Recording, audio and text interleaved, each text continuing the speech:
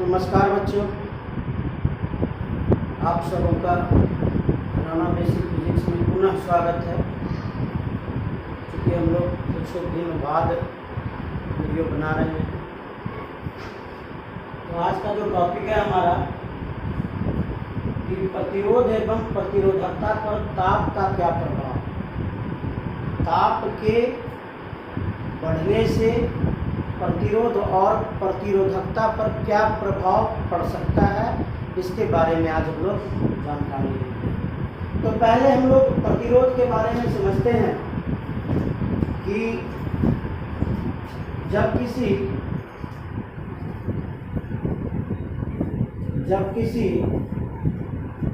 चालक पर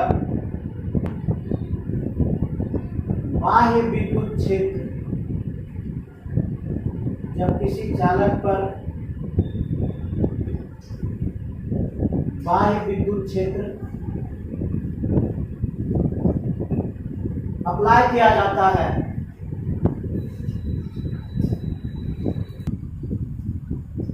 जब किसी चालक पर बाह्य विद्युत क्षेत्र को अप्लाई किया जाता है तो उसके छोरों के बीच किसके छोरों के बीच? तो चालक के छोरों के बीच विभवांतर उत्पन्न होता है।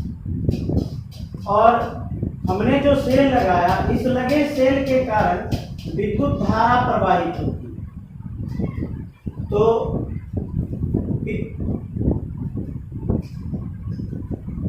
विभवांतर और प्रवाहित विद्युत धारा का जो अनुपात होता है उसे हम प्रतिरोध। प्रतिरोध क्या है? प्रतिरोध एक अवरोध है, एक विरोध है जो किसी चालक से होकर जब विद्युत धारा गुजरने लगता है तो उस विद्युत धारा का वह विरोध करता है। तो प्रतिरोध क्या है? यह एक गुण है, किसी भी चालक का गुण है कि वह अपने से होकर गुजरने वाले विद्युत धारा का विरोध करे। और इसका वास्तविक परिभाषा है विभवांतर और प्रवाहित होने वाले धारा के अनुपात को क्या कहते हैं? प्रतिरोध कहते हैं। इसके साथ ही हमने पढ़ा था कि जो प्रतिरोध होता है वह प्रतिरोध समानुपाती होता है किसका? L का। तो L क्या है? L आपका जो चालक है वह चालक की लंबाई। L क्या है? L चालक की लंबाई। और प्रतिरोध व्युत्क्रमानुपाती होता है किसका? अनुप्रस्थ काट के क्षेत्रफल का। ये जो A है इसको हम लोग क्या कहते हैं? अनुप्रस्थ काट का क्षेत्रफल कहते हैं। A को क्या कहते हैं? अनुप्रस्थ काट का क्षेत्रफल, cross sectional area, cross sectional area.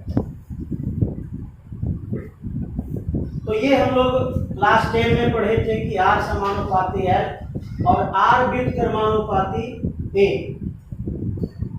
अब जो हम लोग पढ़ रहे हैं, ये जो R है, R इक्वल टू होता है NL बटे NE स्क्वायर टॉर्क A। थोड़ा सा इसको और आगे बढ़ाएं। जब दोनों को एक साथ करते हैं तो ये आ जाता है R समानुपाती L बाय A। ये समानुपाती के चिन्ह को जब हटाना है हमें, तो हम यहाँ पर एक बराबर का चिन्ह देते हैं और एक नियतांक को लेकर आते हैं। तो R equal to rho L by A। ये जो रो नियतांक है, इस रो को हम लोग क्या कहते हैं? इस रो को प्रतिरोधकता कहते हैं। इस रो को हम क्या कहते हैं? प्रतिरोधकता, रेजिस्टिविटी, रेजिस्टिविटी।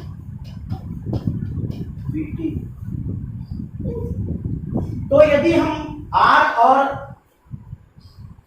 ये सूत्र का तुलना करें तो वहां हमारा जो सूत्र आ रहा है R इक्वल टू आ रहा है रो L बाय ए। तो आप यदि तुलना करें तो इसमें भी L और A है और इसमें भी L और A है और दोनों ही R का सूत्र है, यानी रो का जो वैल्यू है वो क्या बच रहा है, rho equal to M by N E square torque. हम लोग अब इसका नाम को जानते हैं। ये जो सारा नाम दिया हुआ है, ये सारा नाम क्या दिया,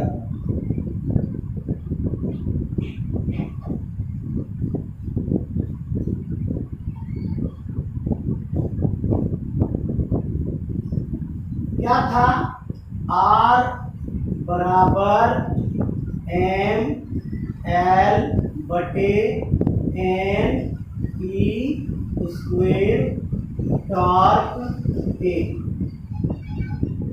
M जो है इसको कहते हैं mass of electron, mass of electron यानी इलेक्ट्रॉन का द्रव्यमान।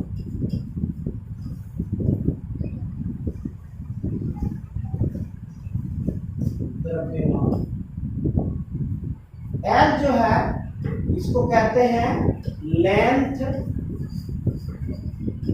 ऑफ कंडक्टर, यानी चालक की लंबाई, चालक की लंबाई।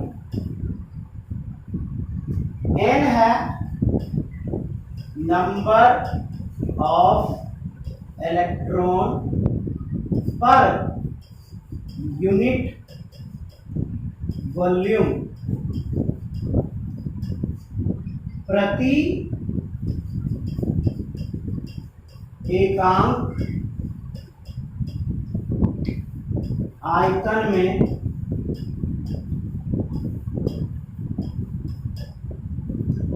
इलेक्ट्रॉन की संख्या।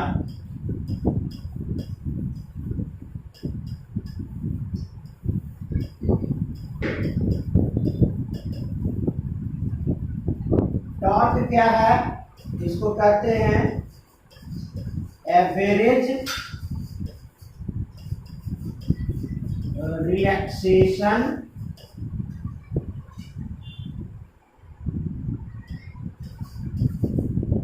टाइम।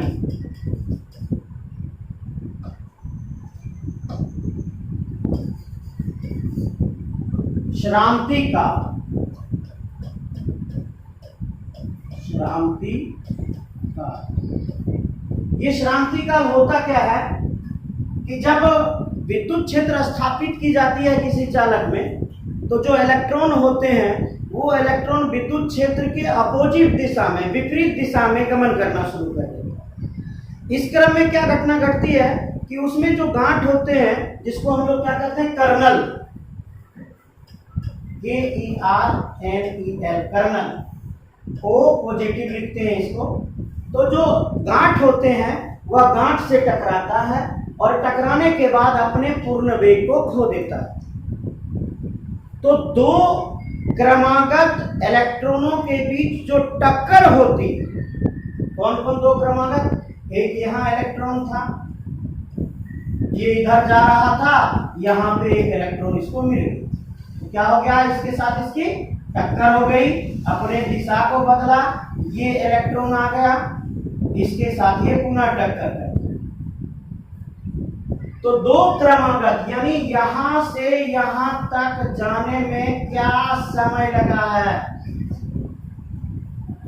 दो क्रमागत टक्करों के बीच लगने वाले समय को श्रांति काल कहते हैं और इसी को हम किससे सूचित करते हैं, टॉर्क से सूचित करते हैं। यही है आपका श्रांति काल।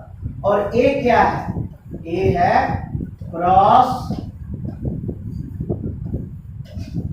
Sectional area of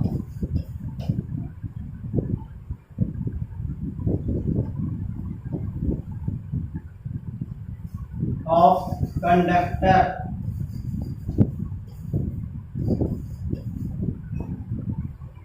perpendicular to flowing current,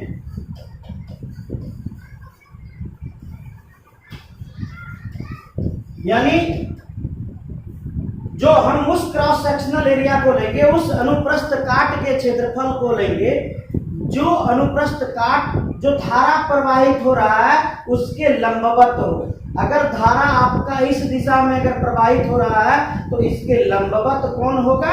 अनुप्रस्थ काट का क्षेत्रफल होगा। जो ए होगा वो क्रॉस सेक्शनल एरिया कहलाएगा और किसका? चालक का कहलाएगा। तो ये सारा आपका टर्म था। इस टर्म से अब हम लोग चलते हैं कि ताप के बढ़ने से क्या घटना घटित हो सकती है। चलो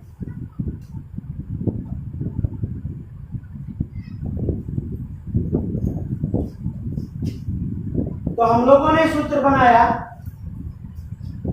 R बराबर M L बटे N E square torque A, और दूसरा सूत्र बनाया, इससे मिला हमको रो इक्वल टू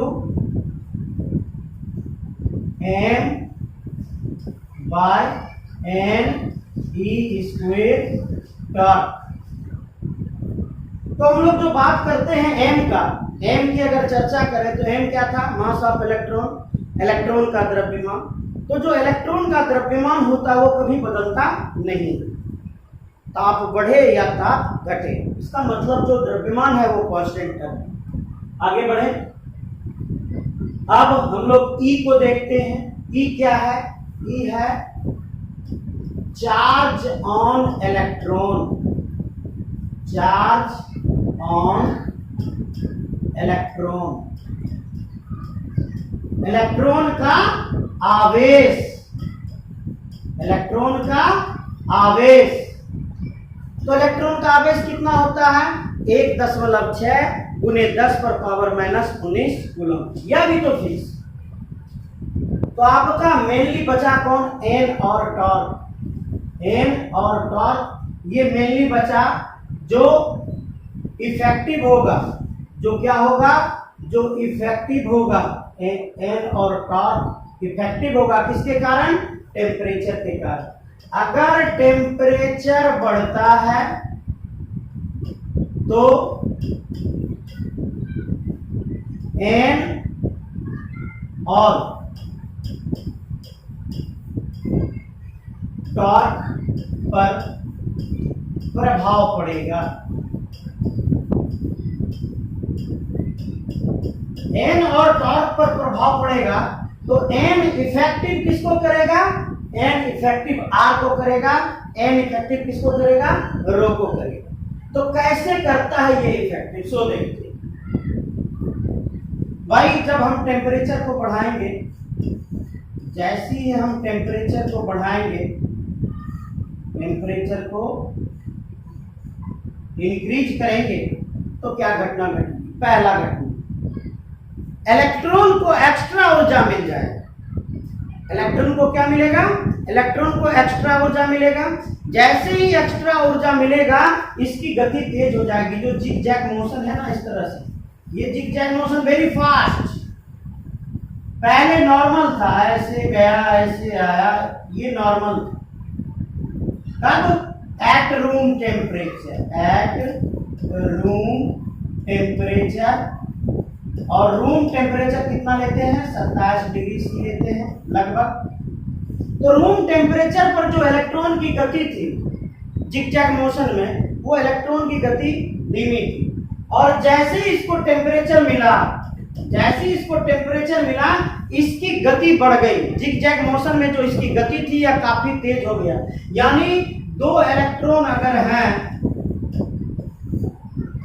दो इलेक्ट्रॉन हैं, तो इनके बीच जो टक्कर होगी, कोलिजन जिसको आप कहते हो, यह कोलिजन वेरी फास्ट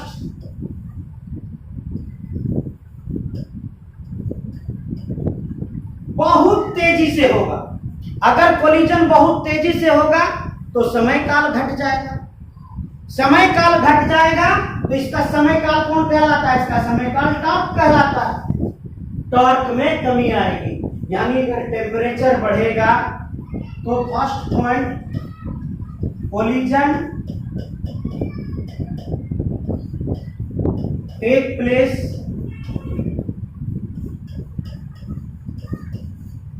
फास्टली,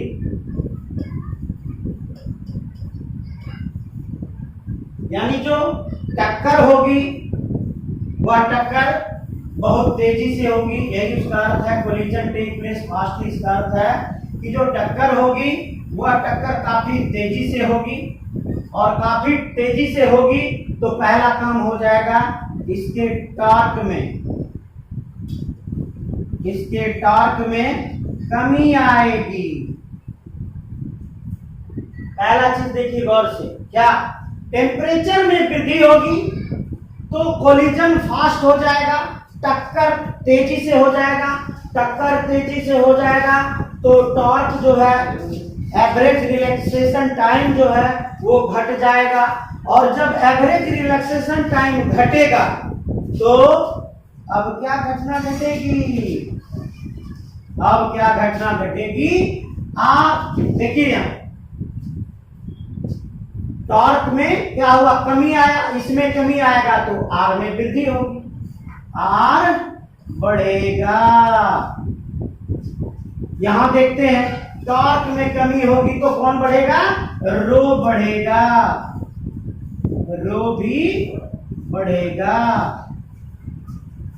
यानी टेम्परेचर का प्रभाव किस पर पड़ा? एवरेज रिलैक्सेशन टाइम पर पड़ा, श्रांति काल पर पड़ा। श्रांति काल में कमी हुई, प्रतिरोध के मान में वृद्धि हो गई, और प्रतिरोधकता के मान में भी वृद्धि हो गई। अब दूसरी पहलू को लेते हैं कि भाई जैसे ही आप ताप को बढ़ाइएगा तो आयोनाइजेशन एनर्जी, आयोनाइजेशन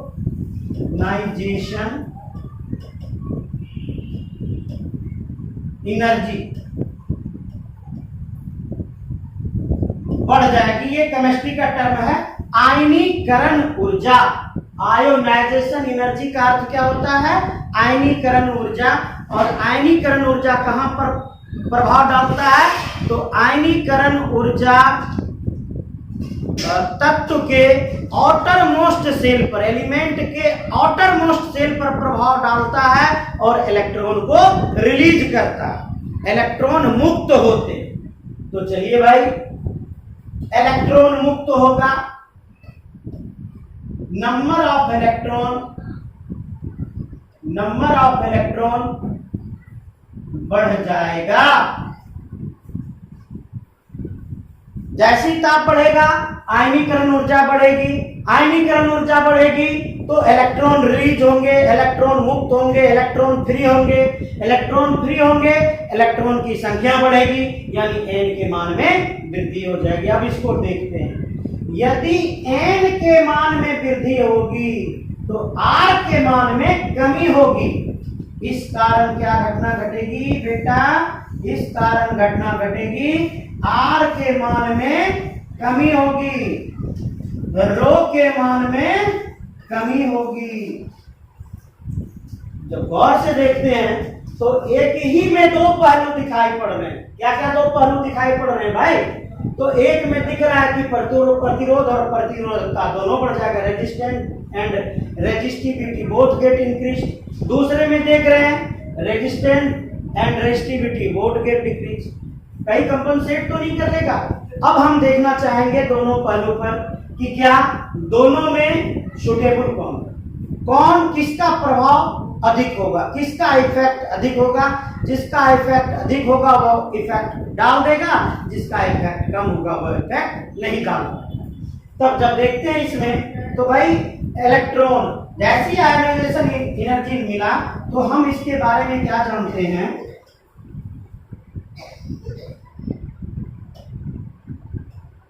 कि at room temperature,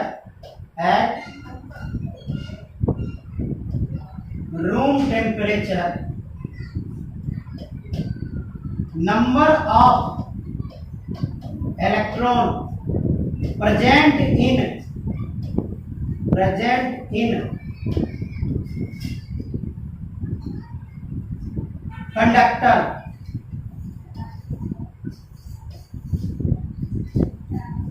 equal to 10⁻29 electron per unit volume. कमरे के तापमान पर, इसका मीनिंग देख लीजिए, कमरे के तापमान पर किसी चालक में जो इलेक्ट्रॉन मौजूद रहते हैं उसकी संख्या कितनी है? 10⁻29 है। और क्या? 10⁻29 टोटल नहीं, पर यूनिट वॉल्यूम, प्रति एकांक आयतन में 10⁻29। आप सोच सकते हैं कि 1 मीटर क्यूब में इलेक्ट्रॉन 10⁻29 है। अगर पूरे तत्व को लिया जाए तो कितना, हमको लगता है करोड़ों, लाखों, अरबों इलेक्ट्रॉन मौजूद हैं। और आपने आयोजेशन एनर्जी दिया तो कितने इलेक्ट्रॉन मुक्त होंगे? हार्डली लाख इलेक्ट्रॉन के। तो अरबों इलेक्ट्रॉनों के सामने लाख इलेक्ट्रॉन का क्या प्रभाव? कोई प्रभाव है क्या? कोई प्रभाव नहीं है। अर्थात ये डोमिनेंट फैक्टर नहीं है। डोमिनेंट फैक्टर कौन है? ये डोमिनेंट फैक्टर है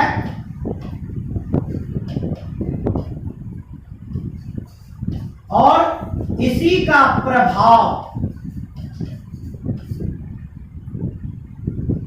आर पर, रो पर,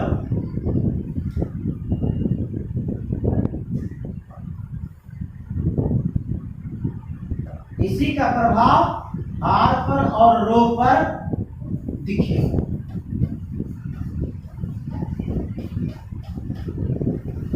इसका प्रभाव नेग्लिजिबल हो जाएगा। नेग्लिजिबल, जिसको आप क्या कहते हो? नगण्य कहते हैं।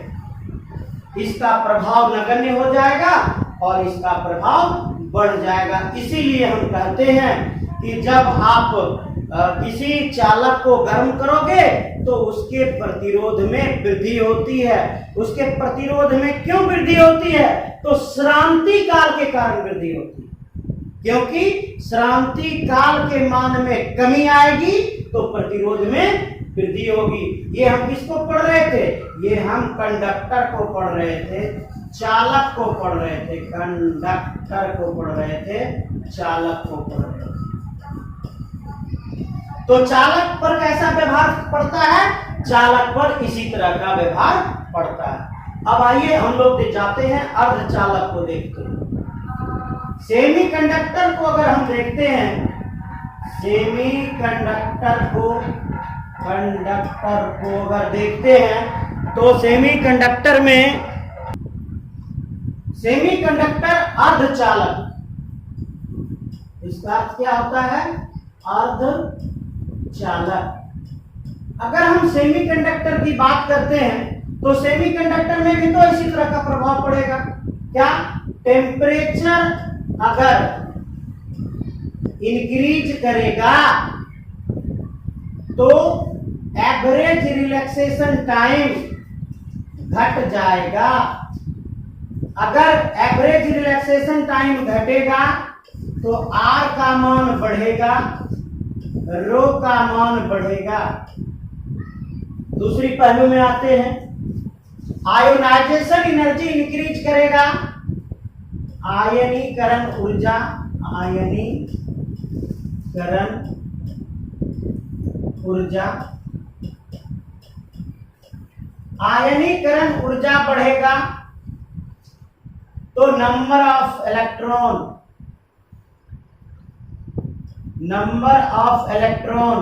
बढ़ जाएगा।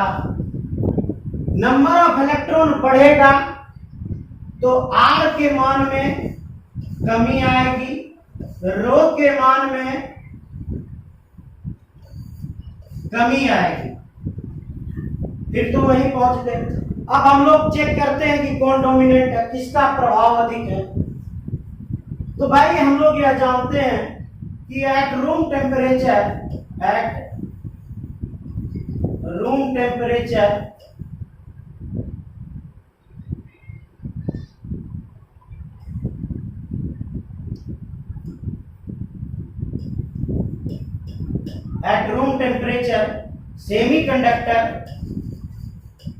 semiconductor has negligible number of electron। क्या हम लोग जान रहे हैं कि जो कमरे का तापमान है, उस कमरे के तापमान पर अर्धचालक के पास नगण्य इलेक्ट्रॉन होते हैं। और यहां क्या घटना घटी, आयनीकरण ऊर्जा जैसी आपने दिया, एक बार कुछ इलेक्ट्रॉन निकल गए, जितने भी इलेक्ट्रॉन निकलेंगे वो तुरंत उस पर प्रभाव डालेगा। क्योंकि पहले कोई भी इलेक्ट्रॉन नहीं था और अब कुछ तो है, जैसे ही कुछ इलेक्ट्रॉन निकला तुरंत प्रभाव डालेगा। जैसे ही प्रभाव डालेगा तो क्या घटना घटेगी, आर में कमी आएगी और रो में कमी आएगी। इसका मतलब डोमिनेंट फैक्टर यही है, यही प्रभावशाली है। क्या हिंदी में लिखते हैं, ये क्या है, ये प्रभावशाली है, किसमें, सेमीकंडक्टर में। हम लोग बात किसका कर रहे हैं, सेमीकंडक्टर का बात कर रहे हैं। सेमीकंडक्टर में प्रभावशाली कौन है, तो नंबर ऑफ इलेक्ट्रॉन प्रभावशाली है और ये प्रभावशाली नहीं है। अर्थात सेमीकंडक्टर में, इन सेमीकंडक्टर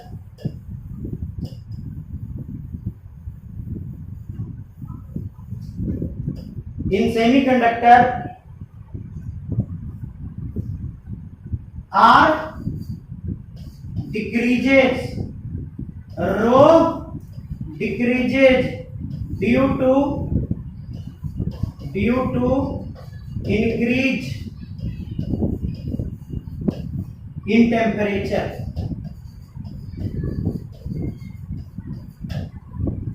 अर्धचालक में प्रतिरोध और प्रतिरोधकता घट जाती है जब तापमान को बढ़ाया जाता है। क्यों भाई, क्योंकि number of electron increases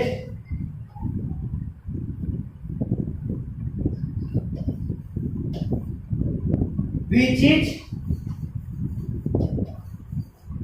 dominant factor,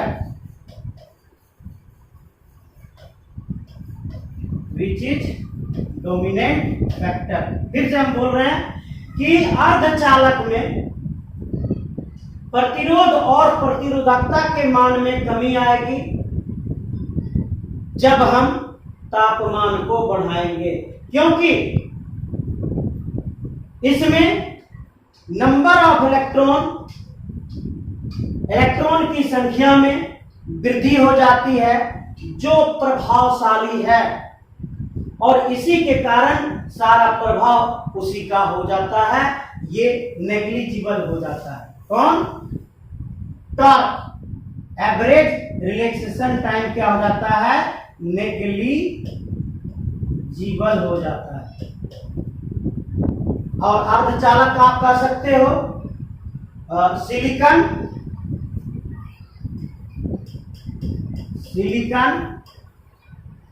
germanium,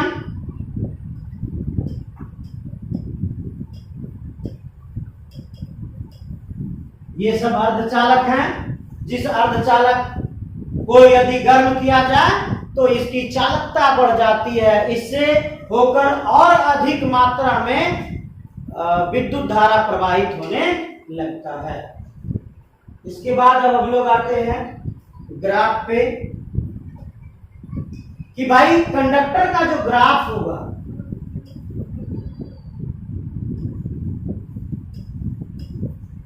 conductor में जो ग्राफ बनता है किनके किनके बीच में, आर या रो तथा टेम्परेचर के बीच। वो ग्राफ जो है वो ग्राफ क्या कहलाता है, पैराबोला कहलाता है। क्या कहलाता है, ये ग्राफ इस तरह से ऊपर जाता है, इसको कहते हैं पैराबोला। कि शुरुआती में तो ये कोई प्रभाव नहीं देखने जाता है, लेकिन जैसे जैसे और तापमान वृद्धि होती है प्रतिरोध धीरे धीरे धीरे धीरे बढ़ने लगता है। लेकिन अगर आप सेमीकंडक्टर का ग्राफ बनाना चाहिएगा,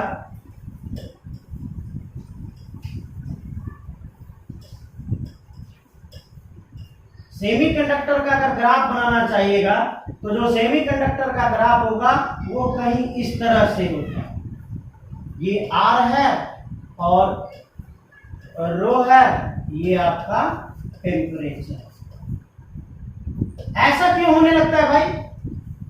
ऐसा इसलिए होता है कि क्या कर रहा है, टेम्परेचर को बढ़ाइए, टेम्परेचर को बढ़ाइए, प्रतिरोध और प्रतिरोधकता में कमी आएगी, और इसी कमी के कारण इसका ग्राफ इस तरह से दिखाई देता है।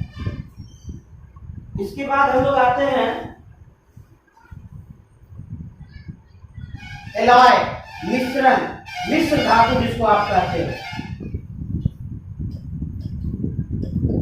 मिश्र धातु,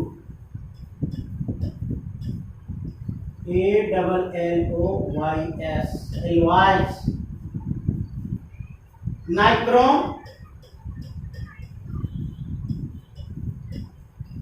हीटर में जो तार रहता है नाइक्रोम का तार।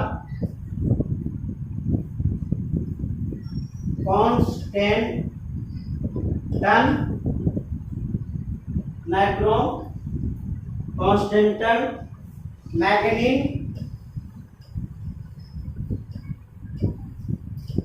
मैग्नीन।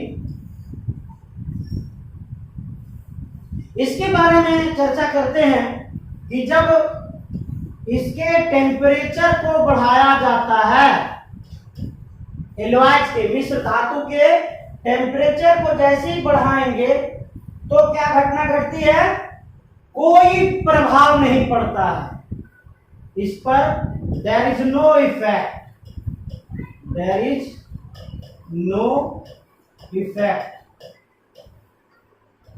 यानी टेम्परेचर एलॉय पर